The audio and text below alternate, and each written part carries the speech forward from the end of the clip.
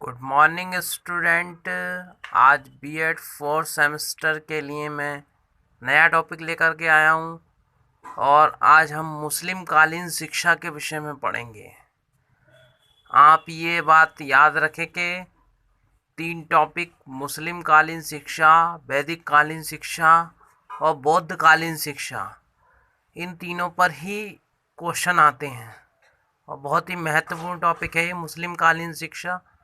चलिए शुरू करते हैं फिर।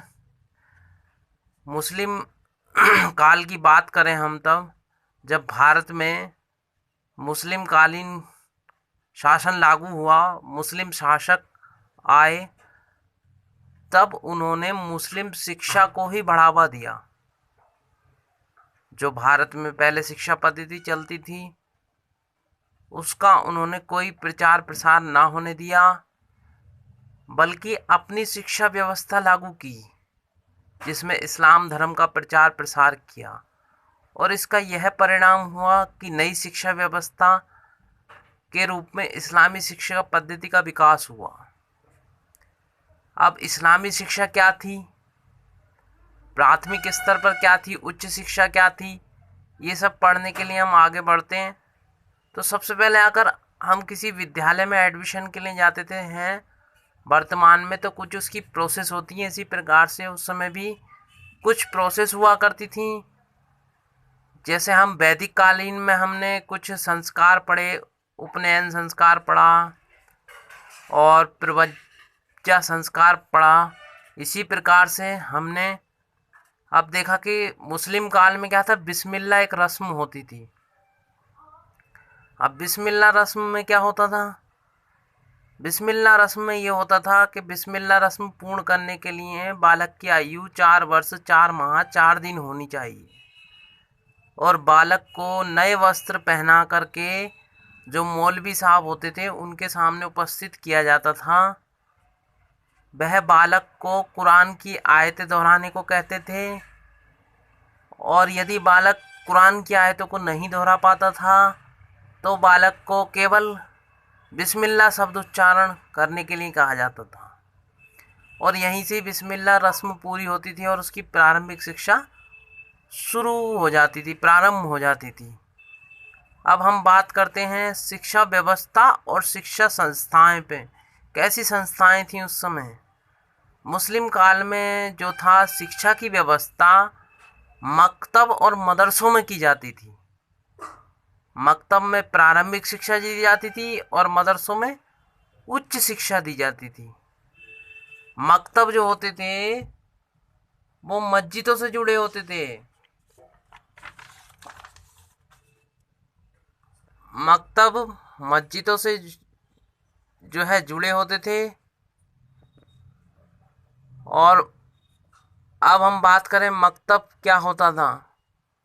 मकतब शब्द की उत्पत्ति अरबी शब्द के कुतुब शब्द से हुई, जिसका अर्थ है उसने लिखा, अर्थात कुतुब शब्द किताब का बहुवचन है। इस प्रकार मकतब वह स्थान होता है जहाँ पर बालकों को पढ़ना लिखना सिखाया जाता है। मकतबों में प्रवेश की आयु मैं पहले ही बता चुका हूँ, 4 वर्ष 4 माह 4 दिन होती थी। प्रवेश के समय मकतब अगर प्रवेश लेना है तो कुरान की आयतें बालक को मौलवी साहब के सामने दोहरानी पड़ती थी।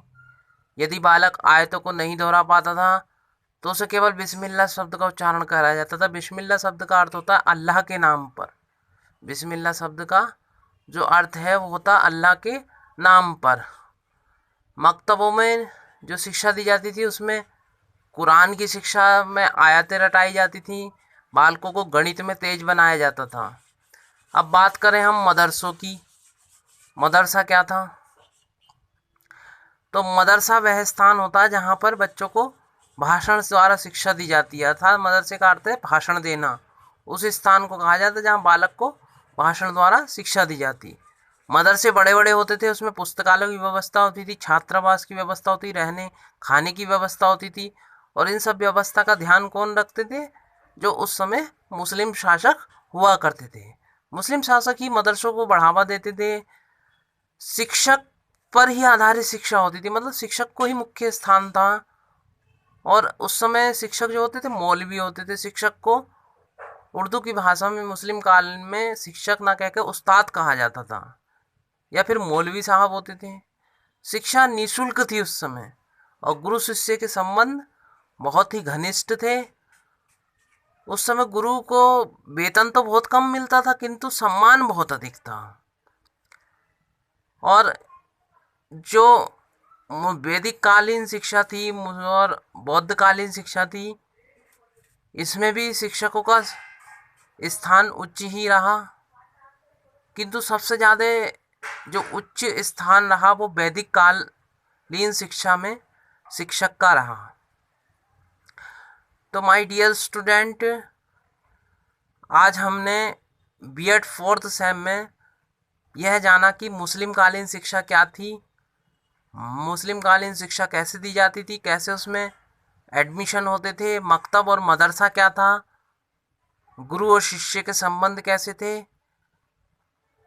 तो my dear students, BEd students, आप सभी 4th सेम की तैयारी कर रहे हैं तो आप इसको पढ़िए, ध्यान से मेहनत कीजिए और विस्तार से आपके पास जो पुस्तक है उनका भी अध्ययन कीजिए, उनसे भी आपको हेल्प मिलेगी।